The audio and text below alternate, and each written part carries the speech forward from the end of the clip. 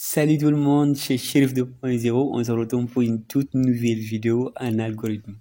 Alors, pour notre cinquième tuto en algorithme, on va essayer de traiter les boucles. Donc ici, on va traiter la boucle pour, la boucle tant que et la boucle répétée. Alors, pour ces trois boucles, nous allons essayer de traiter chacun d'entre ces boucles en exercice.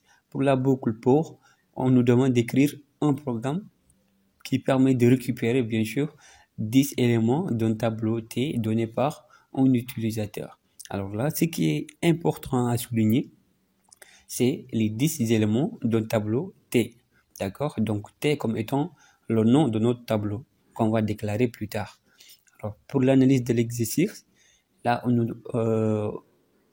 il est important de se poser la question à savoir de quoi s'agit-il? Bien sûr, c'est d'un tableau qu'on va créer et là qu'on va récupérer, n'est-ce pas, 10 éléments d'un tableau. Pour les types de données, ce sont des entiers au choix, bien sûr, parce que là, on est libre de choisir les types de données qu'on va utiliser. Alors, pour la variable, nous avons qu'une seule variable, i, qui va nous permettre de faire le décompte, et t comme étant le nom de notre tableau. Alors, pour commencer, on met algorithme, d'accord? Algorithme, et là le nom de notre algorithme c'est tableau, d'accord, et ensuite on va déclarer la variable i, donc je mets variable espace i, le type c'est entier, d'accord, et ensuite je vais déclarer le tableau, donc je mets tableau aussi, tableau, et le nom c'est t, donc le nombre d'éléments bien sûr entre parenthèses c'est 10 éléments, donc je mets 10, et le type c'est entier, d'accord, donc je mets entier, d'accord, et là je peux mettre début maintenant et ensuite mettre fin, et dans cette partie là je vais insérer les instructions. Donc pour i, d'accord, pour i allant de 1, d'accord, jusqu'à, donc allant de 1 à 10, faire, donc faire, écrire, donc on va récupérer les informations, donner, d'accord, donner l'élément, donner l'élément, je vais utiliser le tableau, donc donner l'élément t de i, d'accord, donc je vais expliquer ça ultérieurement, donc i, donc virgule avant et virgule après, d'accord, ne vous en faites pas, je vais expliquer ça. Ensuite on va récupérer les éléments, donc lire t de i, d'accord, t de i, ensuite on va mettre fin pour terminer, ou bien pour indiquer que la boucle se termine ici. Donc en quelque sorte, voici l'exercice qu'on nous demandait de traiter, d'accord. Alors ici par exemple, quand je viens pour dire donner l'élément t de i, là je donne un exemple, quand je donne 1, d'accord, alors ça sera donner l'élément t de 1.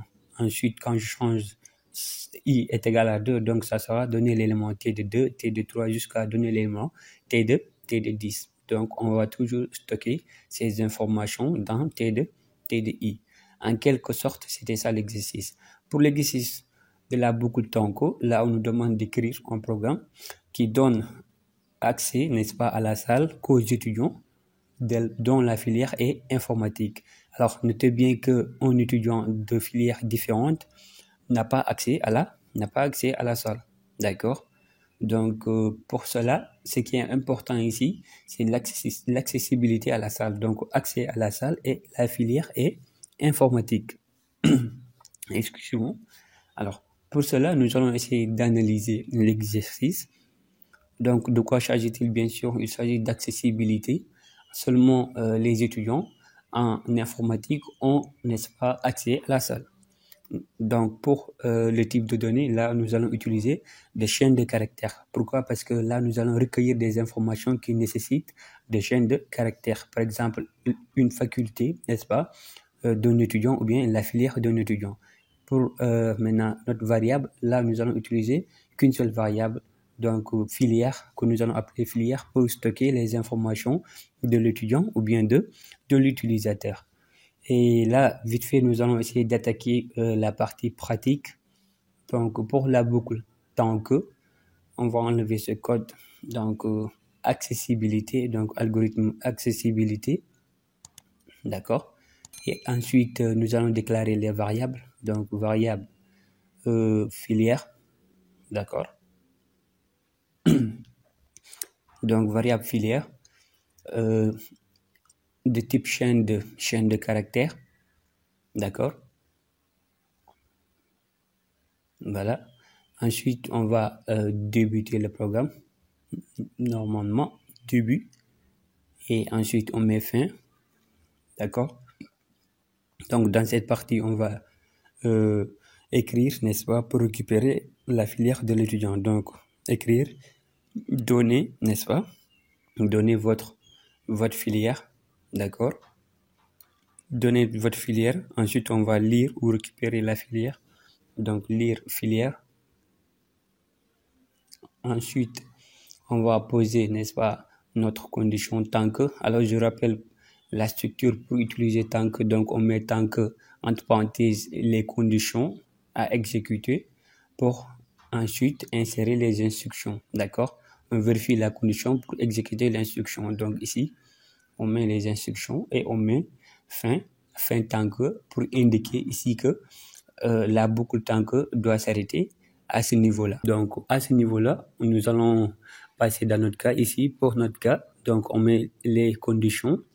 Donc, si filière, c'est-à-dire si la filière donnée par l'étudiant est différente de informatique, d'accord. Donc, tant que la filière donnée par l'étudiant est différente de informatique, d'accord. Alors, qu'est-ce qu'on va exécuter comme instruction? On va dire, écrire, entre parenthèses, donc vous n'avez pas accès, d'accord. Pourquoi? Parce que la filière donnée est différente de informatique, donc vous n'avez pas accès à la salle, d'accord. Et là, on va dire au suivant, c'est-à-dire l'étudiant B va venir lui aussi et on va lui poser la question de donner sa filière, d'accord. Donc donnez votre filière encore. Ensuite, on va récupérer cette filière. Excusez-moi. Donc lire filière, d'accord.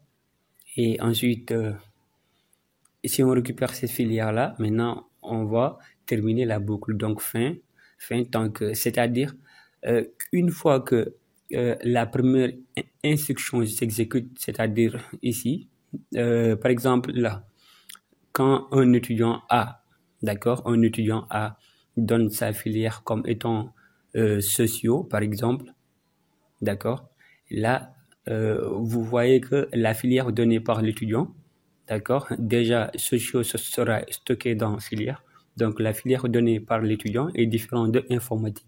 Alors, ce qui va s'afficher à l'écran, c'est vous n'avez pas accès à la salle, au suivant, et l'étudiant B va venir par exemple, d'accord.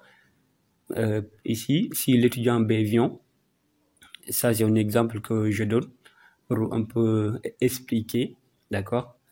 Si un étudiant B vient et qu'il donne par exemple comme filière informatique, d'accord, quand il donne comme filière informatique et à ce niveau-là, donc qu'est-ce qu'on va lui dire? Parce que là, la condition est déjà vérifiée, c'est-à-dire que filière est égale à informatique. Alors là, on va lui dire bienvenue. Donc, on va lui afficher le message de bienvenue.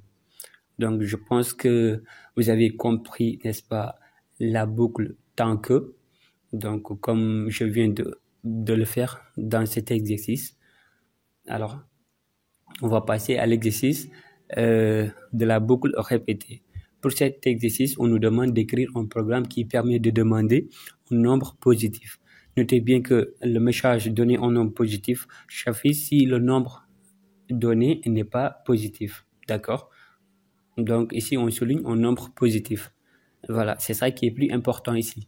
Alors pour l'analyse de l'exercice, de quoi s'agit-il? Bien sûr, des vérifications. Pourquoi? Parce qu'on va vérifier si le nombre saisi par l'utilisateur est un nombre positif. Pour le type de données, on va utiliser des entiers, d'accord? Dans notre cas ici, l'exercice, n'est-ce pas, nous allons utiliser des données de type entier comme 1, 2, 3 jusqu'à plus l'infini. Voilà. Pour notre variable, ici, on va déclarer une variable x comme étant le nom de notre variable. Alors, sans ne pas tarder, on va essayer d'attaquer, n'est-ce pas, la partie pratique, là où on va corriger, n'est-ce pas, l'exercice concernant la boucle. Alors, pour l'exercice, n'est-ce pas, de la boucle pour, là, on va répéter du moins, je m'excuse. Donc là, on va dire nombre positif, d'accord? Sauf que les espaces sont interdits, donc on va les remplacer par des underscores, d'accord? Et là, on va déclarer notre variable, donc nombre, par exemple, de type entier, d'accord? Donc si toutefois nous déclarons cette variable, on met début et on met en même temps fin, d'accord? Donc début et fin. Maintenant, à l'intérieur de cette partie-là, on va insérer les instructions que, donc répéter. Qu'est-ce qu'on va répéter?